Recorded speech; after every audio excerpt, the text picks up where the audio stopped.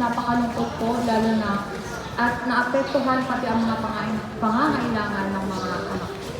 Okay, so mayroon po bang mga alternatibong trabaho or suportang na ibigay ang gobyerno mula sa inyo o sa inyong dating employer matapos ang pagbabawal? Sa dati naming employer, ang sinabi lang po sa amin is maghintay. Pero hanggang ngayon po kasi wala pa po silang binibigay ng mga financial assistance po. Ang gobyerno po, wala rin pong binibigay na assistance para sa aming mga affected po ng pagsasara ng pogo.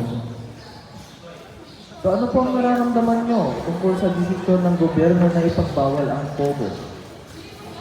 Naiintindihan ko po na may mga dahilan ang gobyerno tulad ng mga issue sa seguridad,